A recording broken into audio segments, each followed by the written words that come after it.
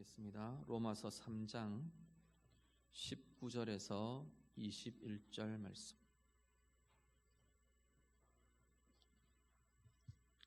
신약성경 243쪽입니다. 로마서 3장 19절부터 21절까지.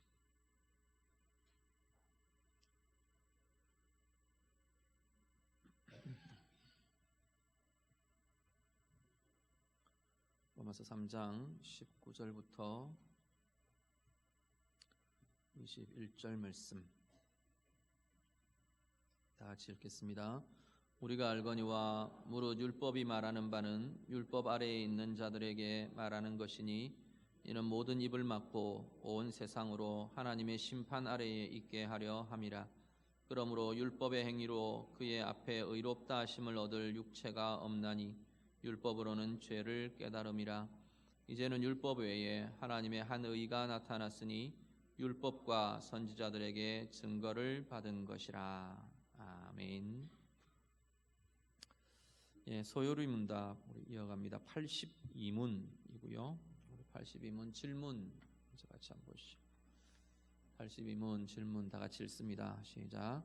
하나님의 계명을 완전히 지킬 수 있는 사람이 있나요? 답 같이 읽습니다. 타락한 후로부터 어떤 사람도 이 생에서 하나님의 계명을 완전히 지킬 수 없으며 매일 생각과 말과 행동으로 계명들을 범합니다. 아멘.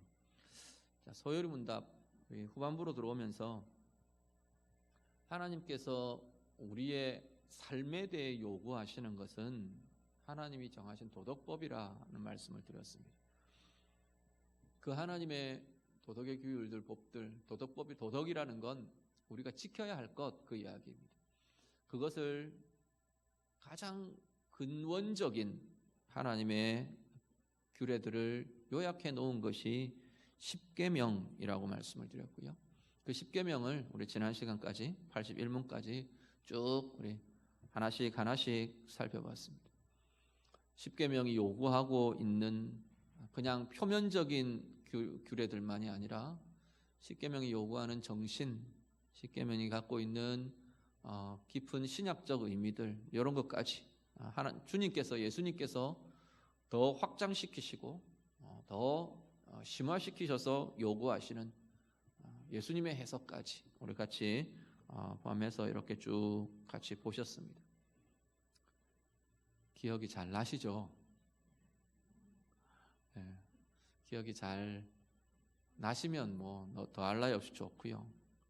그런데 한번 십계명에 뭐 이런 이야기 쭉 계속해 왔어요. 살인하지 말라. 거기서 해서 형제를 미워하는 자들에 대해서 나가라는 자들이 지옥불에 던져질 것이다.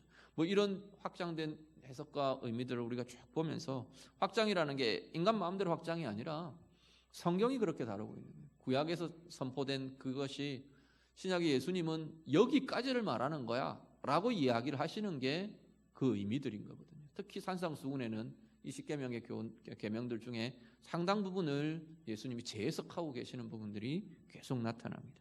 자, 그걸 보면서 우리에게 드는 마음이 뭐냐는 겁니다. 어떤 마음이 드시나요? 한 가지 드는 공통적인 마음이 뭐 여러 가지 마음들이 있을 수 있겠지만 한 가지 드는 공통적인 마음은 이거 어떻게 이루냐? 내가 어떻게 지키냐? 혹시 그런 마음은 안 드시나요? 그런 마음들이 일면 드는 게 사실은 우리의 현실적인 모습입니다. 살인하지 말라. 형제들에 대해서 미움을 품고 있는 것 살인한 거래. 그 이야기입니다. 간음하지 말라. 이성에 대해서 내가 그런 마음들을 품는 것 이미 간음한 거래. 탐하지 말라. 탐심을 가지는 것 이게 하나님이 그렇게 싫어하시는 죄의 근원이래. 그것들을 대하면서 이건 내가 다 이룰 수 있느냐는 거예요. 다 지킬 수 있느냐는 거예요. 이 고민들이 우리 가운데 사실은 일어나게 됩니다. 오늘 82문이 십계명이 딱 끝나면서 소요리 문답에서 다루고 있는 게 그 이야기입니다. 자, 그러면 지금까지 이야기한 이 하나님의 계명을 누가 완전히 지킬 수 있느냐? 이 세상에 완전히 지킬 수 있는 누군가가 있냐? 그 질문을 내어놓습니다. 답은요, 어떤 사람도 이것을 완전히 지킬 수 있는 사람은 없다. 우리 읽으신 로마서 3장에 이야기하고 있는 바처럼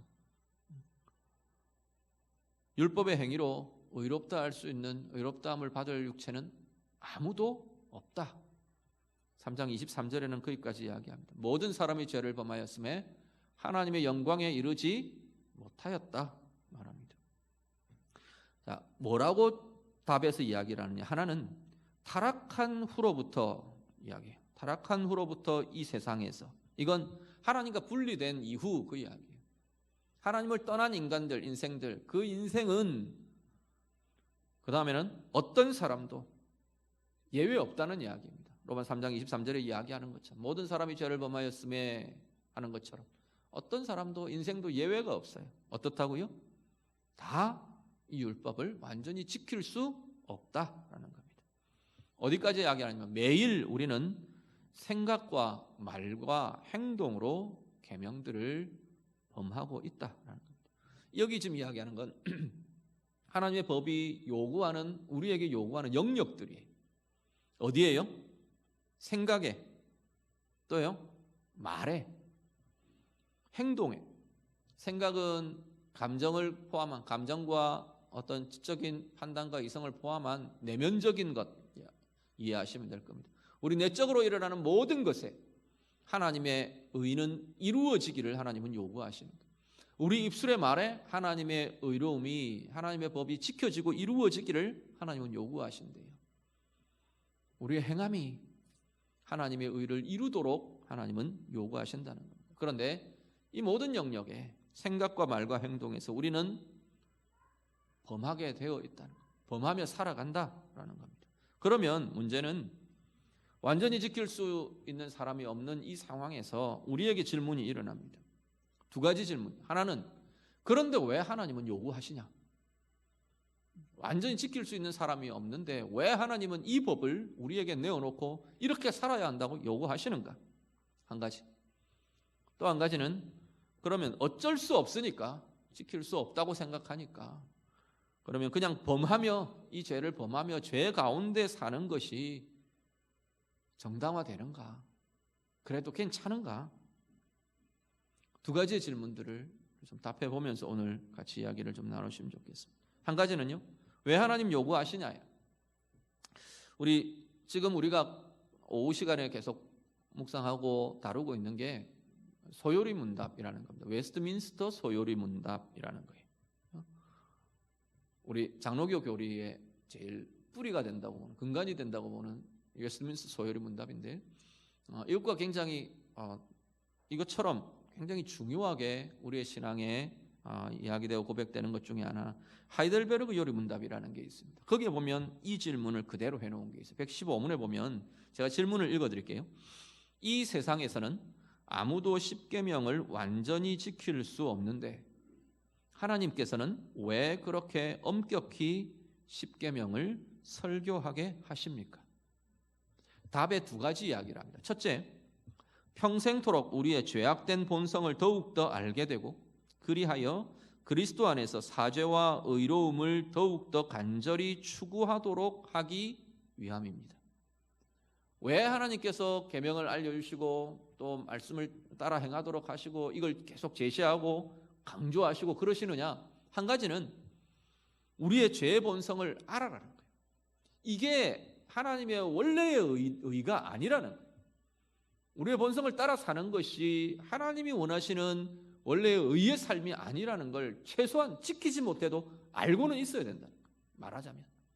그리고 한 가지가 내가 해낼 수 없으니까 그리스도 안에서 그리스도의 의로움을 간절히 사모하며 할 수 있고 없고를 일단 떠나서 하나님 나도 이 의의 길을 가기를 원합니다를 사모하는 마음을 가지라는 거예요.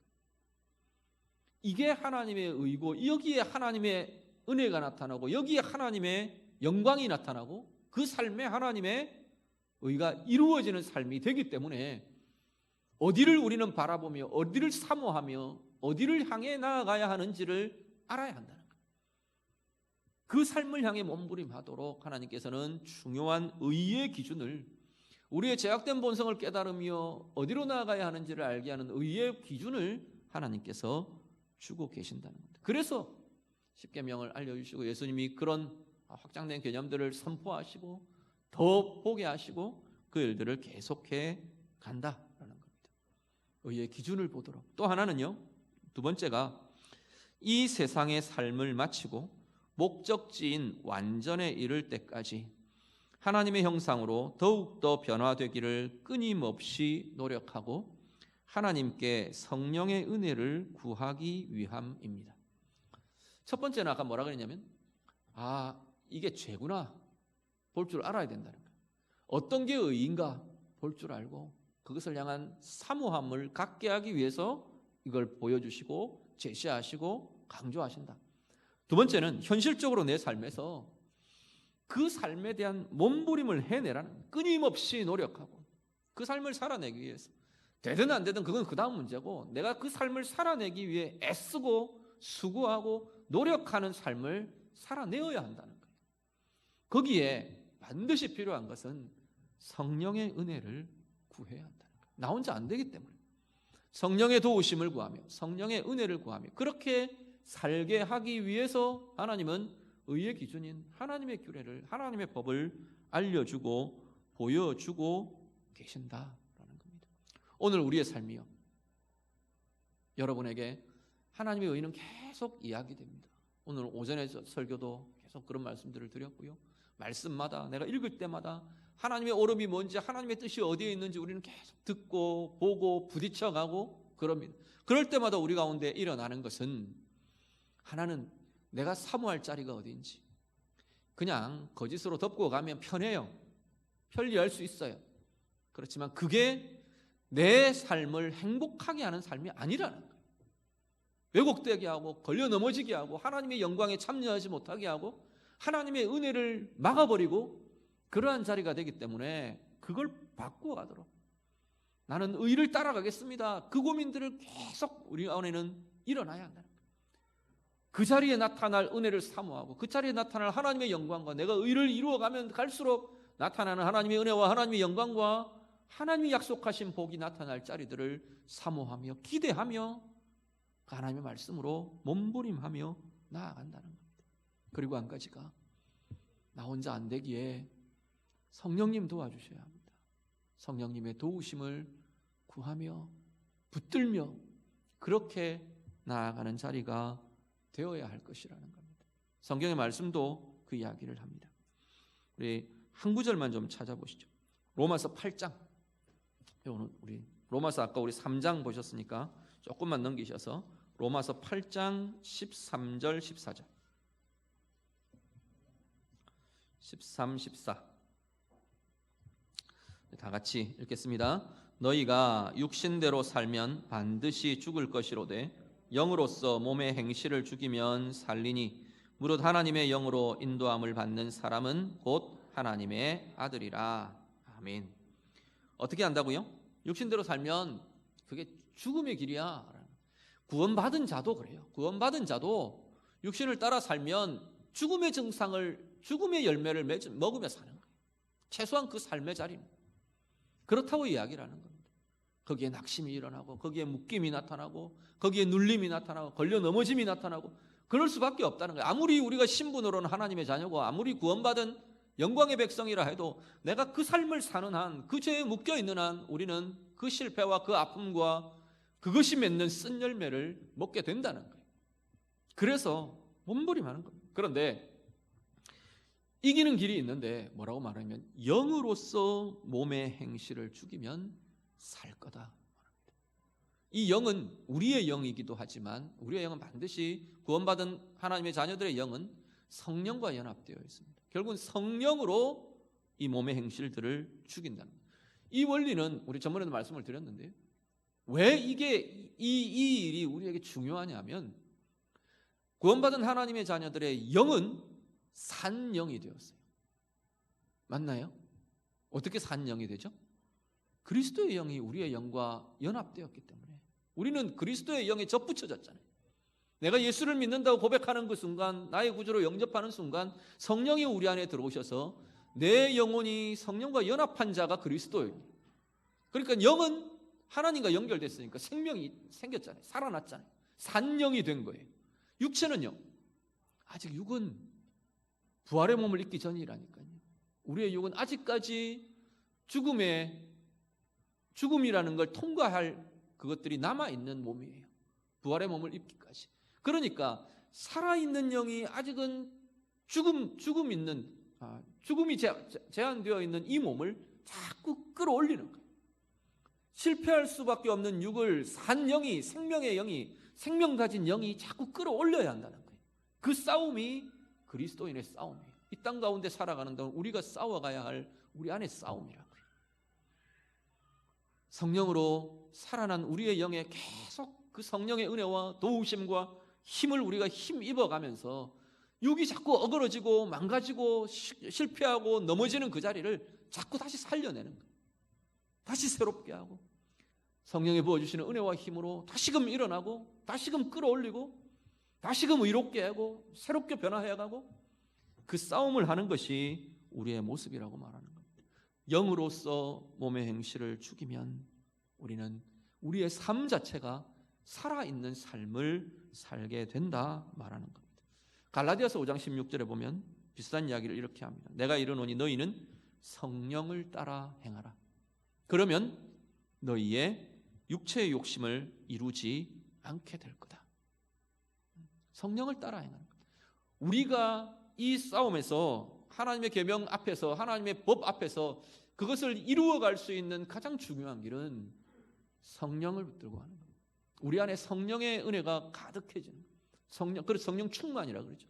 성령이 나의 인격과 나의 삶에 가득해지는, 충만해지는 그 삶이 육의 삶을 의의 삶으로, 하나님의 의를 이루어가는 삶으로 세워가게 될 것이라는 겁니다. 왜 말씀과 기도가 우리는 계속 강조되느냐 하면 이 말씀과 기도를 통해 우리 안에 성령님과의 교제가 깊어지고 성령님의 은혜와 능력들이 말씀을 통해 우리 안에 활성화되기 때문에, 가득해지기 때문에, 내 인격과 삶의 구석구석에 그 성령의 힘이 나타나게 되기 때문에 그 힘으로 싸우는 거라는 거예요.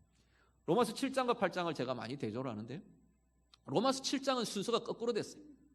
이 순서를 뒤집은 겁니다. 어떻게 해요? 내 의지로 알기는 알아요. 뭐가 하나님의 법인지, 뭐가 하나님의 의인지를 내가 배웠어, 알게 됐어. 그래서 내 의지로, 내 힘으로 이걸 해내려고 하는 거예요. 그런데 계속 실패하잖아요. 그러니까 탄식하는 거예요. 오라 나는 곤고한 자로다. 누가 이 사망의 몸에서 나를 건져내라. 실패하고 낙심하고 끊임없이 넘어지고 절망이 오는 거예요. 그런데 로마서 8장은 그 순서가 뒤집어졌어요. 성령으로 먼저 충만해지는 거예요. 하나님의 은혜가 내 가운데 힘으로 나타나는 거예요. 그리스도의 영을 가진 자들이, 아들의 영을 가진 자들이 아들의 영과 더불어 사는 삶을 힘있게 계속 움직여가는 거예요. 거기서 하나님의 의가 행해지더라는 거예요. 아는데 안 행해지는 자리가 하나님의 말씀이 내 안에 채워지고 성령을 통한 하나님의 은혜가 일어나면서 그게 되더라는 거예요. 자유함이 일어나더라는 거예요. 그전에는 온갖 내 이익과 계산들 때문에 절대 결정할 수 없던 결정이 하나님의 은혜의 힘들이, 성령에 붙들린 힘들이 일어나니까 그게 내게 유익인 줄을 아는 거예요. 그게 정말로 나를 자유케 하는 자리인 걸 내가 알게 되는 거예요. 그래서 붙드는 거예요. 그래서 그 결정을 하는 거예요. 그 일들이 우리 가운데 일어나게 된다는 겁니다. 그래서 성령으로 몸의 행실을 죽이는 자마다 생명을 누리는 삶을 살게 된다 말씀하는 겁니다. 오늘 우리의 삶이 그 은혜 가운데 사는 삶이 될 수 있기를 간절히 바랍니다. 아무도 육신으로는 이 땅에서 하나님의 법을 완전하게 이룰 자는 없습니다. 그렇지만 우리의 평생에 끊임없이 거기에 하나님의 의가 있는 자리고, 거기가 하나님의 영광이 있는 자리고, 거기가 진정한 우리의 행복이 있는 자리이기에 주의 성령의 은혜를 구하며 성령의 도우심을 구하며 한 걸음 한 걸음 오늘보다 내일이 하나님의 의를 더 이루어드리고, 내 예수 믿은 10년 전이 10년 후보다, 이제는 10년 후가 10년 전보다 더 하나님의 의에 가까워지고 더 하나님의 의로 풍성한 열매를 경험하고 열매 맺어가는 은혜의 삶으로 나아져가고 깊어져가고 자라가는 우리의 삶이 다 되시기를 우리 주님 이름으로 축복합니다. 기도하겠습니다. 말씀으로 같이 기도합니다. 우리의 연약함을 좀 고백하시죠. 하나님 앞에, 하나님, 내 육에 한계가 있습니다. 내 생각과 마음과 내 말로, 내 행함으로 하나님 끊임없이 우리 가운데 일어나는 미혹과 또 그것에 넘어지고 실패하는 나의 모습들 하나님 긍휼히 여겨주십시오. 우리 좀 기도하시면 좋겠습니다. 특별히 하나님, 어디에 하나님의 의가 있는지를 내가 늘 보아가기를 원합니다.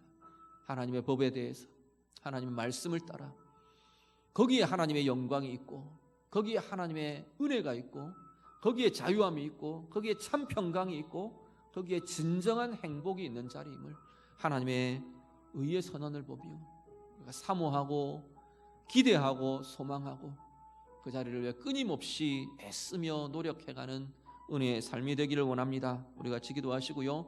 나 혼자서는 할 수 없습니다. 그래서 하나님, 성령님 나를 도와주십시오. 주의 말씀이 내 안에 가득하게 하시고 그 말씀 통해 성령의 은혜가 내 가운데 충만해져서 하나님의 의를 이루어가는 힘이 날마다 더 강해지도록, 날마다 더 풍성해지도록 하나님 인도해 주십시오. 우리 같이 기도하겠습니다. 기도드립니다. 하나님 아버지, 우리의 약함을 하나님 앞에 고백합니다. 하나님, 알지만 행하기 어려운 우리의 삶의 현실들, 우리의 약함의 현실들을 우리 하나님 긍휼히 여겨 주시옵소서. 무엇보다도 먼저 하나님의 의가 어디에 있는지, 하나님의 기쁨이 어디에 있는지, 하나님의 오름이 어디에 있는지 우리가 볼 줄 알고 하나님 기대할 줄 알고 소망할 줄 아는 삶이 하나님 우리에게 있도록 하나님 인도해 주시옵소서. 가정에 대해, 사람의 관계에 대해, 자녀에 대해, 우리의 일에 대해, 내 인생에 대해, 우리의 꿈에 대해, 우리의 말에 대해, 우리의 생각에 대해, 감정에 대해 끊임없이 하나님의 오름이 어디에 있는지, 그 자리에 하나님의 영광이 있고 그 자리에 하나님의 은혜가 나타나고 그 자리에 우리의 참 평화와 참 자유함과 진정한 행복이 하나님, 그 하나님의 의의 자리에 있음을 이 시간 고백하며 기도합니다. 하나님, 그것 이루어 가도록 끊임없이 몸부림하며 애쓰며 노력하며 그것을 이루어가는 은혜의 힘이 우리 온 성도들 삶의 자리마다 더 힘있게 강하게 붙들려지고 일어나게 하여 주시옵소서. 하나님, 우리 혼자는 할 수 없음을 고백합니다.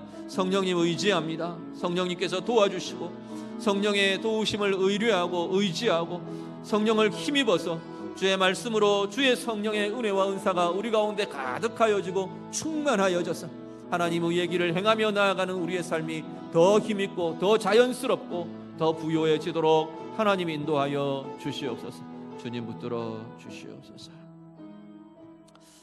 하나님, 하나님의 옳게 여기심이 어디에 있는지 우리가 말씀으로 끊임없이 확인하며 보며 깨달으며 나아가는 우리의 삶이 되게 해 주시옵소서. 때때로 실패하고 넘어지고 낙심하고 또 죄를 범하고 반복하는 실패가 있더라도 그 하나님의 의를 이루는 그 자리가 우리의 인생의 가장 행복의 자리요, 참된 자유함이 거기에 있고 진정한 생명이 있고 평안이 있고 진정한 은혜가 그 자리에 있음을 이 시간도 고백합니다. 그래서 그 자리를 기대하며 소망하며 이 땅에서 우리의 삶을 통해 몸부림하며 애쓰고 수고하며 그것을 이루어가는 복된 주의 자녀들 되게 해 주시옵소서. 우리 혼자 힘으로는 할 수 없음을 고백합니다. 성령님, 우리를 도와 주시옵소서. 끊임없이 말씀을 채워가며 그 말씀을 통해 우리의 인격과 우리의 영혼과 우리의 삶에 성령의 충만함이 가득해지게 해 주시옵소서. 그 힘으로 승리하며 그 힘으로 하나님의 의를 이루어가는 주의 자녀들의 모든 삶들이 되도록 하나님 인도해 주시옵소서. 예수님 이름으로 기도드립니다. 아멘.